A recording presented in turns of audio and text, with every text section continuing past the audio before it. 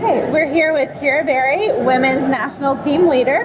Kyra, talk about what you've been doing at the national level for women in wrestling. Well, I've just been really trying to get to know the team and provide them support in their international competitions and their training, working with my team coach, Terry Steiner, and understanding what his priorities are and how I can help him support them in terms of making sure that they have their resources in place, as well as just getting out and talking to people about women's wrestling and letting them know about the team that exists and the great things that they're doing and really how strong and how much potential they have. So particularly because I'm in the East Coast and in New York City, the opportunities that I have to introduce other people in sports and business and just in general to women's wrestling. Okay, what have you done at the state level?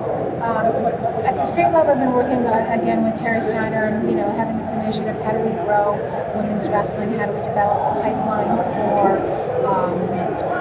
for the national team? And so we've been looking at how do we grow it both at the state and the collegiate level. And we've been most recently focused on the state level, bringing together people, important stakeholders in the sport experience, and putting together one of the things we want to put together for the states. It's only recognized as a girls' sanctioned high school sport in 7 states. So for the other 43 states, how do we have in those 7 states putting together a toolkit so that other people are interested in supporting and moving girls wrestling in their state. They have a resource to go to, and also a resource group. So people who've been through this before who can actually answer questions, review proposals, and advise people in the states that are looking to sanction the sport. And at the local level, you're involved with Beat the Streets New York. Talk about some of those programs.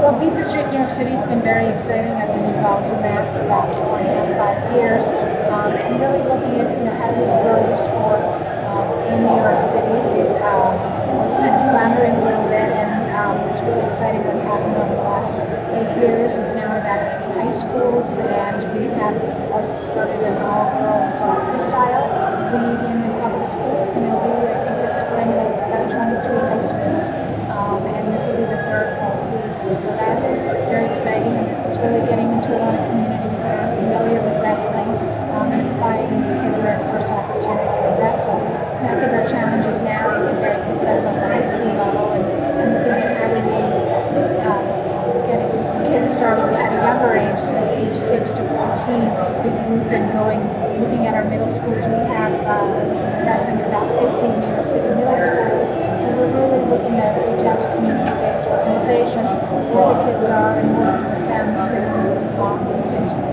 so that they have the opportunity to offer wrestling to these kids and get them started at a younger age, so that when they come to high school, they already have the experience and can be more competitive in New York State and in the region and ultimately nationally as well. What advice do you have for someone who's thinking about starting a women's program?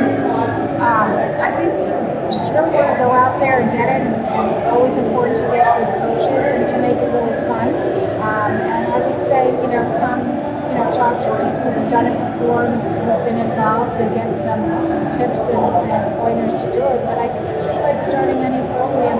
I think you have a lot of passion, you have some good coaching, and you make it fun, and you're going to want to come and compete. And we see that in New York City, we see that in California, in Washington, in Texas, as states that have already sanctioned the sport. It's growing. That's where it's growing the fastest. You participated in our Women in Wrestling panel earlier today here in St. Louis. What does it mean to have that type of discussion at this level, at this tournament?